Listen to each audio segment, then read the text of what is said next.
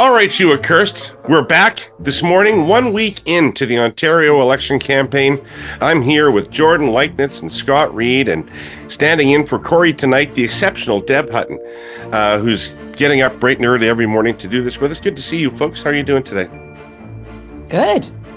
We're here. Did you salt the steps, David? I salted the steps this morning. You did not. I already salted the steps. You know what? You're not a go-getter. You got to be a go-getter.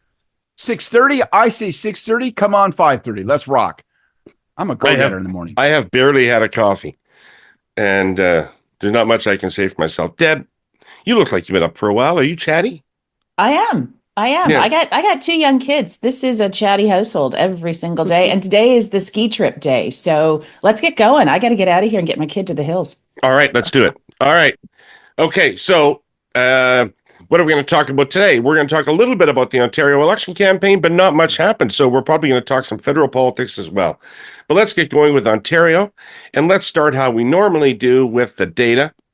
Today's Relay Strategies polling is brought to you by Enbridge Gas, reliable, affordable natural gas to heat your homes and power our economy. So flat is what everything is today. Flat is what everything is.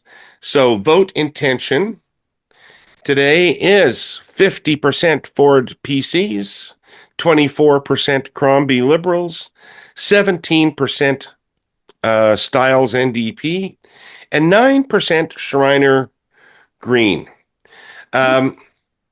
Why, Deb, why do you think the Greens are at 9? I think they're targeting where they are. And I also think it's probably, I'm not happy with the other three, so let me park my vote here. Whether that actually bears fruit on election day. Mike is really targeting a few places. I think yesterday he actually went to Perry Sound area, and I think actually had a targeted plan for that area of the province. So he's picking a few spots where he thinks he might pick up a seat, add to his caucus by 50% if he does that. Right. I think it's a parked vote for now, but who knows? He may actually come up a little bit. You know, Jordan, they're in the teens among young women. And it isn't Schreiner because they don't know who he is. Mm-hmm. And Kyla and I were speculating last night as we were going through the data about whether the whole Sarah Jama incident hasn't cost the NDP a couple of points at this juncture in protest to the Greens. Yeah, I mean, it's possible in certain demographics, although I would say that in general, as a New Democrat, I'm of course also a longtime Green watcher. You got to watch that flank in almost every race, even if the numbers are small. And I would say that it's pretty typical to see, especially in an election where voters are telling you that they don't like any of the alternatives, where they're expressing some kind of a dissatisfaction with the whole setup of the election, then you do tend to see sort of a rise in Green numbers. And it's as Deb said, often it's people kind of parking their vote there, especially in the early days of the race. It's also a bit of a none of the above sometimes for people. So it can be a bit of a proxy for saying I don't particularly care for some of the mainstream options that are out there, so I'm going to park my vote here. That doesn't mean that all of those voters are going to stay there right through into the ballot box. But to me, when I see the dissatisfaction numbers that we're seeing in Ontario right now around the alternatives, I'm not surprised to see a bit of a growing Green number. I don't think that reflects their true strength on the ground because their strategy is such a beachhead strategy that it would be tough to get those numbers. I don't think they're going to get 9% on election day. Yeah, exactly. No. Scott, David, you got a theory? Yeah. Or you want to say something else? I wanted to say something else. I wanted to say, let's play the Ontario Multiverse of Madness game where because you mentioned that Schreiner, who we all like, and I don't know anybody who doesn't say, hey, I like Mike Schreiner. That's the first thing by Ontario statute you're obligated to say when somebody mentions the Green Party in Ontario. Really? Oh, I like Mike Schreiner. But young women don't know him. Does anyone know him? Not really. Okay. Very favorable, 4%. Somewhat favorable, 13%. Neutral, 44%. Somewhat unfavorable, 11%. Very unfavorable, 11%. Never heard of him, 16%. I'm surprised with a very unfavorable number. That's reasonably high for somebody that no one knows. My idea about the multiverse, the liberal multiverse of madness, is what if we slipped through a wormhole and we landed in a parallel universe where Mike Schreiner had become the leader of the Ontario Liberal Party, would the party be doing any better? My gut is no. My gut is absolutely not. No, that was a terrible idea. It was a terrible idea. And Crombie's numbers are better than by quite a margin than Schreiner's numbers. I just think it's fun to jump with both work boots on that idea and those who championed it at the time because it was such a knee-jerk, silly thing to suggest. Can we go back to Sarah Jama? While we're with you, Sarah Jama, though, yeah. I did want to come back to that. You start, Deb. Yeah, so I interviewed her on my show on News Talk 1010 last week. She is unbelievable. I asked her, why would you want to run for the New Democrats when they kicked you out of caucus? And listen, she is not a very sophisticated politician. I don't think she's particularly truthful. But I do wonder, I'll put it on Jordan. That's a good start. Is there? I'm unsophisticated and a liar. No, tell me more. But do you think she has impact beyond the Hamilton riding on the New Democrats? Is there a blowback to Marit for kicking her out? I think that there's two impacts on that whole dynamic, and the first has been pretty long term for the NDP because that issue has now been around for well over a year and a half, right? And there was I think it took a lot of attention from Marit's team. It took a lot of attention, also in earned media for a period of time that was pretty critical around when the Greenbelt scandal was happening. So I think that the party suffered kind of a major opportunity cost around being able to be sort of free to focus on the Greenbelt scandal when it was unfolding because they were dealing with this, which was, an internal issue in many ways. I think the second thing, I don't know that it has really cross the board depressive impacts on the NDP's numbers, but I do hear it from activists for sure in some portions of the party that they find it demoralizing or they disagree with the decision. And so, I think in that sense, there could be a bit of an impact there. But, that's a tough one for Marit because I think the call that she made ultimately was the right one. Sarah's got some really strong personal opinions that I think are better expressed as an independent candidate. But you gotta kind of carry the cost of that all the way through. And that's what's happening now. I think you got an inside-outside issue here. And I don't know. Shirt. Oh my goodness, you're right. It says hand wash on the top of your shirt, David. No, for the NDP, I think Sarah Jama's kind of like that thread that when you pull on it, the whole sleeve comes off, or it threatens to come off. And so just sticking with the fabric analogy here as long and as awkwardly as I can.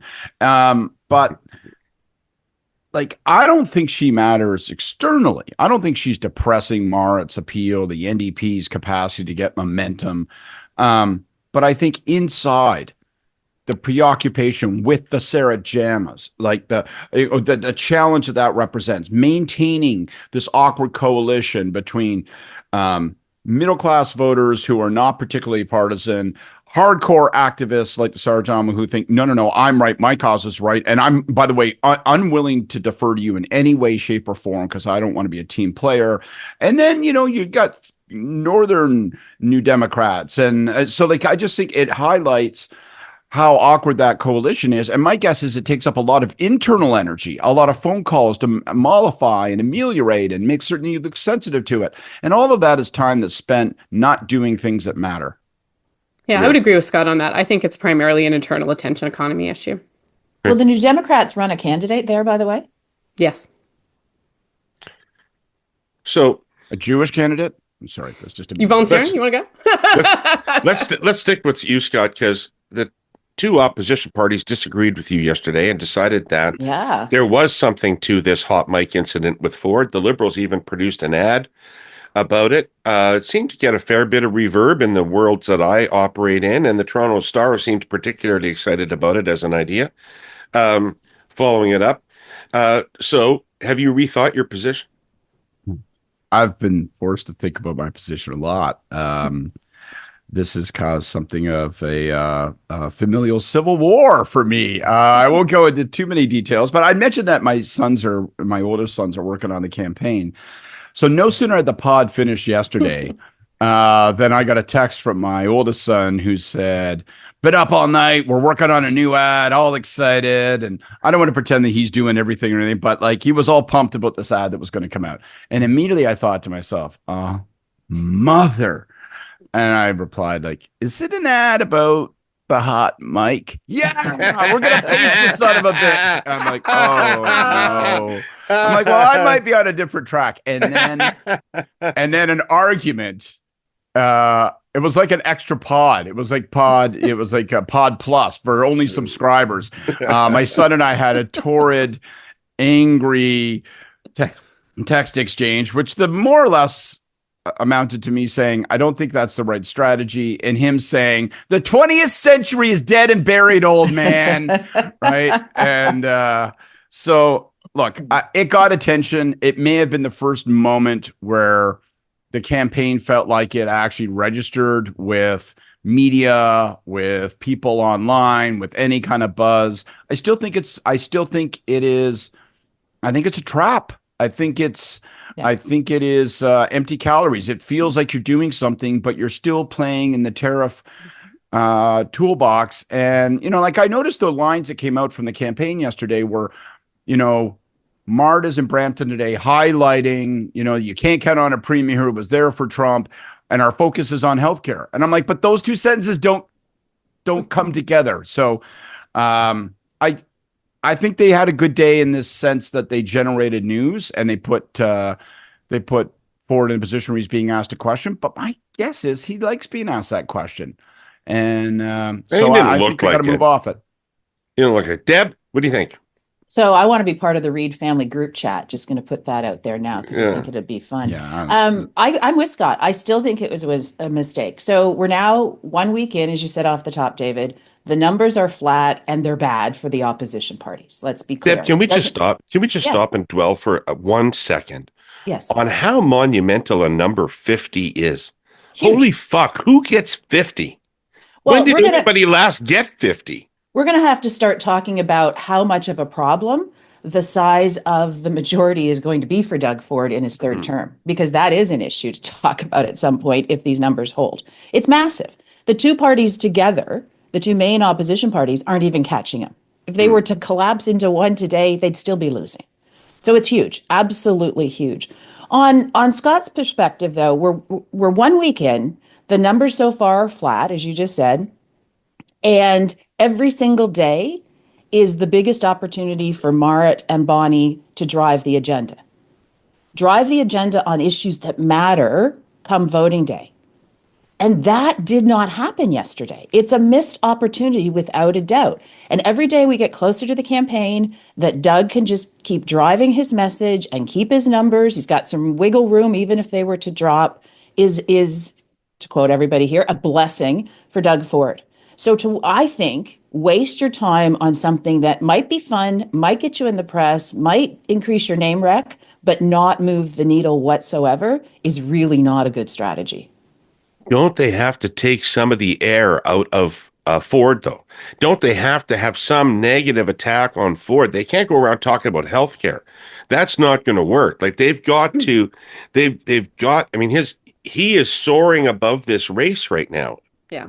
Jordan, take it over. Totally. And I think I understand the desire to glom onto it because that you need something to shake this race loose, right? Like the stagnant numbers, the lead, all of that. So I still hold by the position that I think that moment cuts both ways, and I think it likely helps Ford more than it hurts him and probably reinforces the frame in ways that are not that helpful to the Liberals and the NDP. I understand why they would want to glom onto it because there's been so little to shake that loose. And I thought it was actually interesting. So when Marit talked about it, the NDP did not do an ad on it, but Marit got out of the mic and talked about it. And she said, this is a good example. This guy, he says one thing at the mic and then another behind closed doors. So there's two faces to Ford. And I thought don't people already know that about Ford? Like, haven't they seen enough fucking video? Haven't they seen enough backroom video yet? But that's the point, Jesus. David. Like, that's actually the point. It's good because it played into something that people already believe about Ford that is a negative that can be tied to the scandals and the mismanagement that have hurt him. So I thought actually like their approach on that was a little bit better. I also thought she was pretty cutting when she made the little comment about it's sad because Doug's spending all this time on Trump and Trump doesn't even know who he is, which is like, oh, yeah, that's probably true. But then the other bigger truth, I think, about that incident, apart from the content of it itself, is that the biggest risk to Doug Ford's lead in this campaign is Doug Ford. It's his own unforced errors that are likely going to be the thing, if anything happens, that turns this campaign and that creates opportunity for the opposition. This to me actually is a really good sign because we were only on day 5 at that time, and he already, so we had that moment. We had the moment immediately, a few days before the campaign launch where he was really chippy with the reporter and he was saying, you better pray we get reelected. So the grip, you can be soaring as high as you want, but if your grip on those things is slipping, even when you're in this crushing, dominating position, that is not a good sign. And there's a vulnerability there that the other parties can exploit, and that's going to come around again over the next few weeks. Well, I hope you're right, because right now the whole thing feels like a forced march. Can I just add, for the sake of family peace, that I did think that the ad that was pulled together from nothing in 6 hours in the middle of the night was pretty good. I just didn't think it was on point. I think they focused in on the thing I found most offensive as a fellow fat man, which is the tucked in t-shirt. You got to go, right? That's the case for change. You can't have 4 years of that. Time for a change. The Ontario Real Estate Association, or OREA, knows more and more families are finding the lack of housing supply plus prohibitive government costs in Ontario are pushing the dream of home ownership further out of reach. A recent poll done for OREA by Abacus Data found that although 7 in 10 non-homeowners say they still dream of buying a home, nearly half have either given up believing they will ever own a home or are pessimistic about the possibility. That's why this week, OREA released their Ontario election platform titled A Home for Everyone 2025, putting forward pro-growth, pro-ownership, pro-affordability housing policies that will ensure future generations continue to have a shot at owning a home. From ending exclusionary zoning to tackling landlord and tenant board reform, OREA is proposing 10 bold actions to increase housing affordability and consumer protections in Ontario. Over the coming weeks, you'll be hearing more on how decision makers can implement pro-home ownership policies to end the housing affordability crisis. But for now, you can read OREA's full election platform at orea.com/platform. All right, let's talk about federal politics. And again, courtesy of Kyla Ranelafich of Relay Research and Enbridge Gas, we have some federal numbers. Oh. We have some federal numbers. Oh, not vote intention numbers, leader numbers. Oh. Leader numbers. You want leader numbers? Sure. Pierre Poilievre, 33 favorable, 41 unfavorable, 16 very favorable, 17 somewhat favorable, 23 neutral, 10 somewhat unfavorable, 31 very unfavorable, never heard of him, 3%. Jagmeet Singh, 28 favorable, 38 unfavorable, 7% very favorable, 21% somewhat favorable, 28% neutral, 12% somewhat unfavorable, 26% very unfavorable, 5% never heard of. Mark Carney, 28% favorable, 24% unfavorable, 10% very favorable, 18% somewhat, 36 neutral, 12 somewhat unfavorable, 12 very unfavorable, 12 never heard of them. Chrystia Freeland, 26% favorable, 33% unfavorable, 8% very favorable, 18% somewhat favorable, 30% neutral, 12% somewhat unfavorable, 21% very unfavorable, 11% never heard of her. So we don't need to talk about that. We can just have that as a backdrop, because what I do want to talk about is and I have to conclude that they want us to know this, because normally nothing leaks out of this operation whatsoever. But the Conservatives have It seems clear the Conservatives are preparing for a massive change in campaign positioning, away from axe the tax and the Canada is broken metaphor that they've been on, and toward Canada First, which is the new banner thing. And apparently they're having a big rally of candidates, etc., to launch this idea. So, Deb, what is your guess? Are the Conservatives preemptingly moving to do this, or are they moving in reaction to what they're seeing in a change of landscape for them? Well, so yesterday I posited that this wasn't a pivot, that they were just getting in the story around the tariffs by talking about breaking down interprovincial trade barriers. And my esteemed colleagues disagreed with me, and now the CBC disagrees and says there's a major shift here. I would just say, you're right, David. I mean, there's very few leaks out of here, but let's keep in mind it is the CBC who did the story that we're talking about. So I'm not 100% sure that they were talking to folks that might know.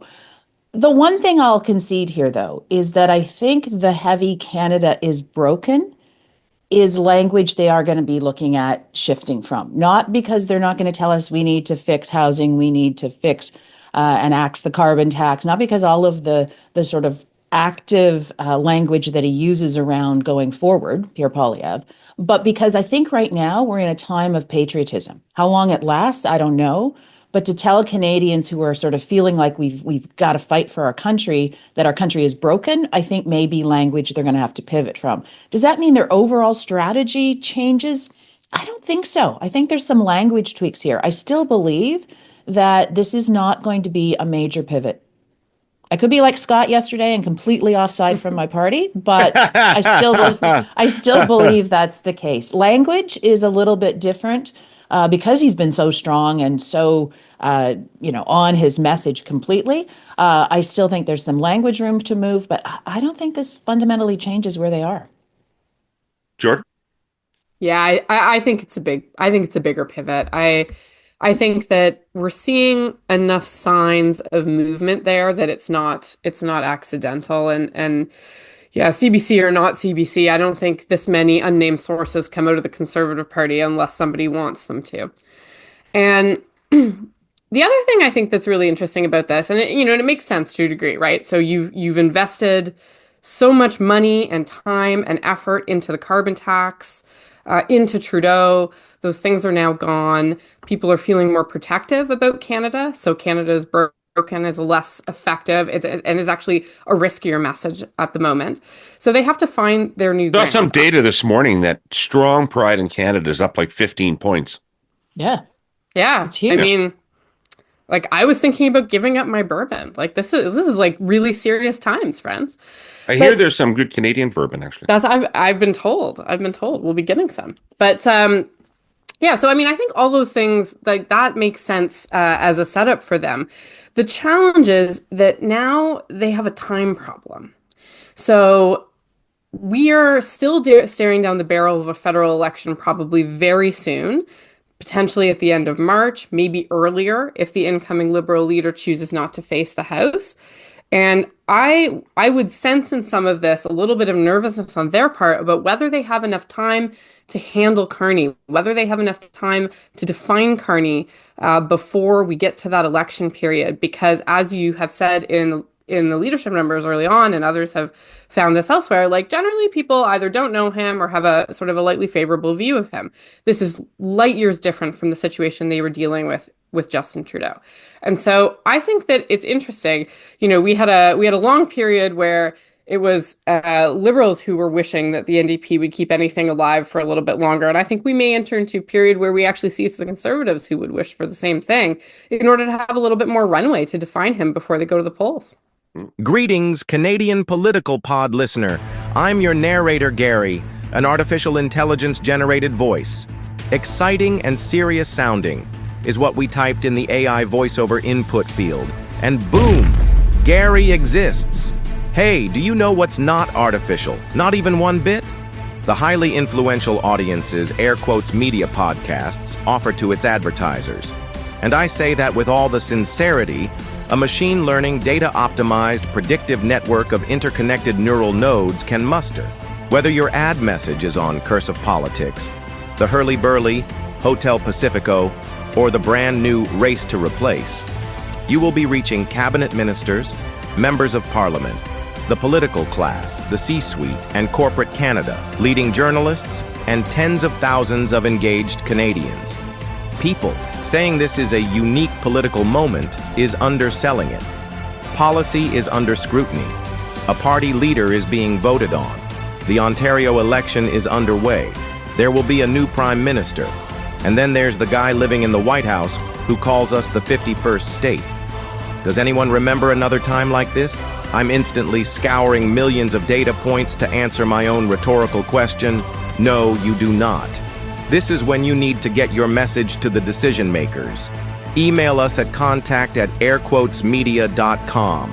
You'll be dealing with Jill and Todd, who are real, not artificial at all people, and generally very friendly. Well, Jill is anyway. We're still deciding about Todd. Scott, you know, this whole pivot on the part of the Conservatives, I guess what I'm thinking about it in the way they might be thinking about it is that affordability is going to be more important to more people than the Trump tariffs are.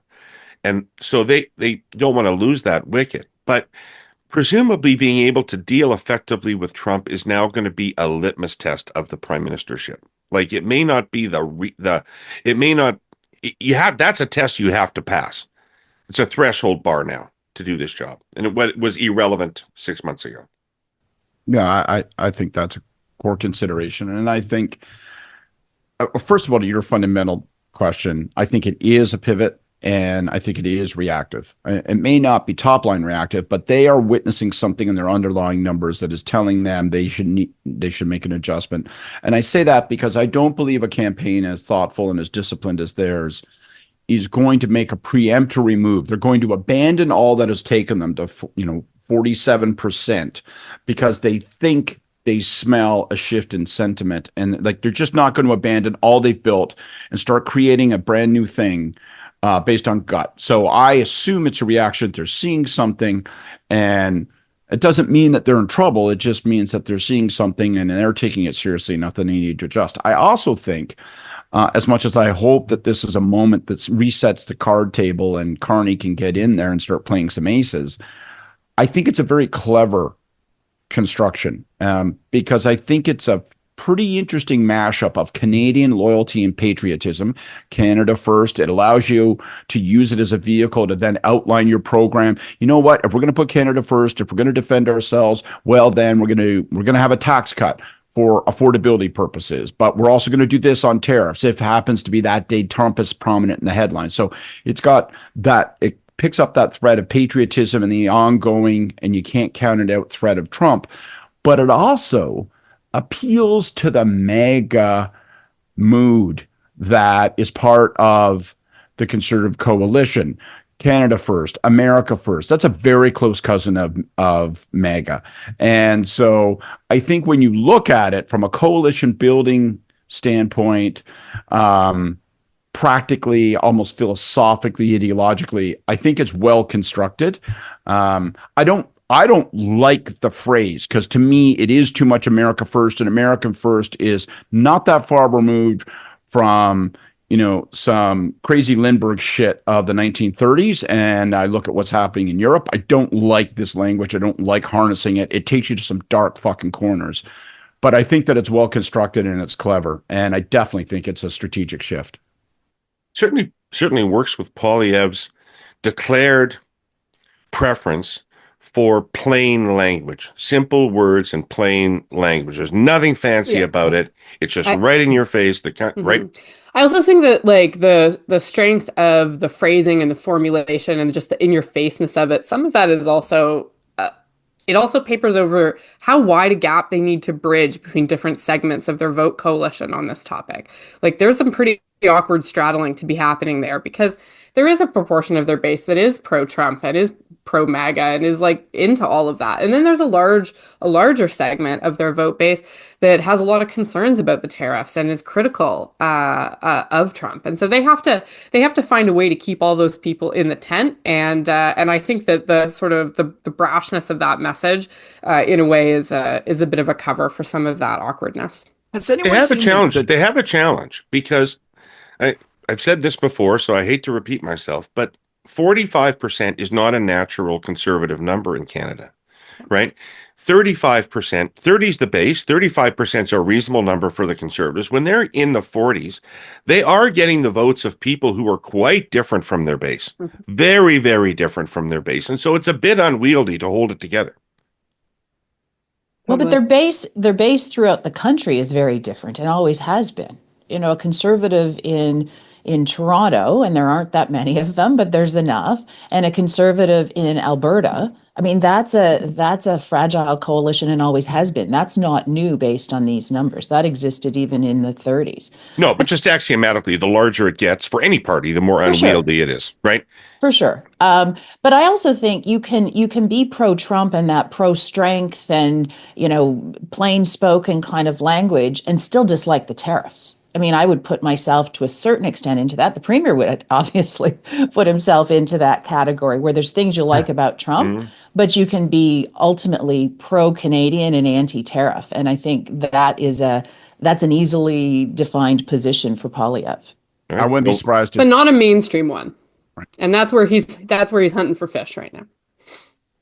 Ford may well show up today at a news conference with fucking Yank on the podium, right? So he may play into this. Has anybody seen the new Superman trailer?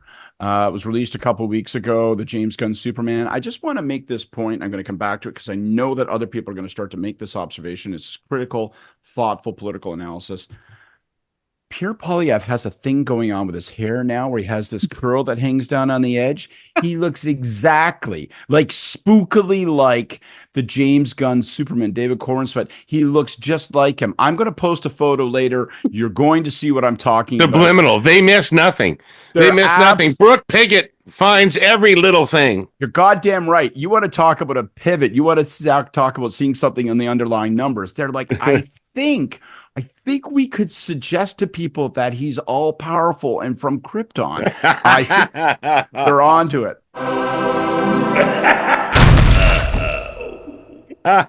All right. Blessings and curses. Who wants to go first? Well, I want to send out a blessing to some Liberal staffers because, yeah, I know, but they are going to have to put their names on ballots in godforsaken places in this province because they don't have enough candidates to fill the full slate. So blessings to you. Godspeed in putting your name on a ballot in somewhere where you have no hope in hell of winning. That's not a very sincere All young blessing. liberals who are asked to do this, I can tell you it is not a career-ending thing. Maybe in public life it is. Maybe in public life it is, but you'll carry on nonetheless. All right.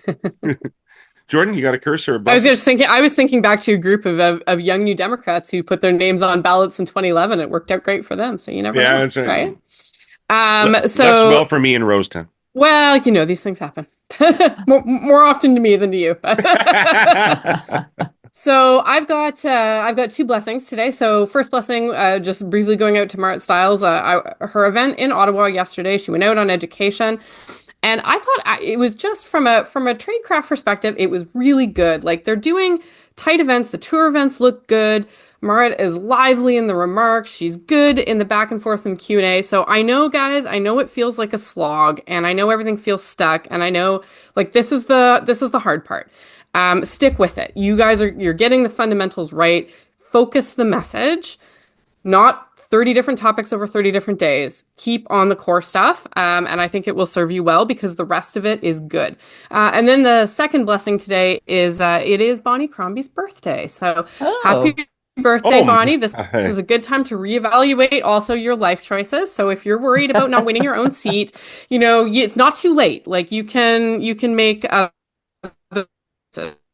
which if Kory was here, he'd have bought her a Hermes scarf. You notice she's made a remarkable transformation. The dresses are gone, the jeans are in, the handbags are gone, the handshake is in. It's good, subtle change. Hey, Jordan, your communist internet failed, but I think we got the gist of it.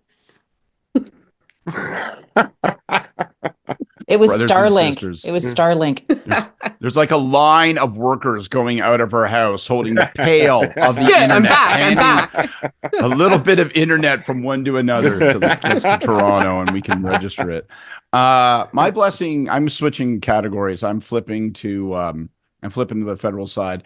My blessing goes to Mark Carney. He's going to hold a news conference this morning at 9:30. And you know what I'm going to say? Bring the fire, brother. I talked about this yesterday. I'm glad he's holding a news conference. I don't care what he has to say. I just hope it's said with punch and passion. So I'll be curious to hear what it is he wants to talk about. But burst through my television. Come on, Mark, bring it. Scott, is the press conference in Canada or the States? It's at the Gordie Howe Bridge. I actually, Deb, I'm pretty certain it's in Belgium. I think that's. I think. All right. Well, Scott, I'm going to fuck you up. My blessing goes out to the Bonnie Crombie media team who worked overnight to produce an ad. This is That's the kind of petty, responsiveness. It's petty, and I love it. This is the kind of responsiveness, turnaround time, nimbleness a campaign needs. I would just throw into the Liberal war room a question they're probably considering, which is how long can they wait to spend real money on advertising? They don't have a lot of it. They probably think they need to save it for the end, when people will theoretically be paying most attention, but that's also when minds will be most made up. And so I would be tempted to take a page out of Trudeau 2015 and spend now like you have it and hope that you raise it because you do well. And if you don't, you don't. Because I think they need to break up the frame of this campaign somehow. And other than sitting around and waiting for Doug Ford to make a mistake, I don't know what we'll do it other than some kind of advertising blitz. Anyway, that is our show. I want to thank our sponsor, Urea, and I want to thank Enbridge Gas for their sponsorship of the polling segment. I want to thank the three of you for being here again early this morning, and all you accursed who are listening day in and day out. Thanks, we appreciate it, and we'll be back tomorrow with more of this. You guys take care of yourselves.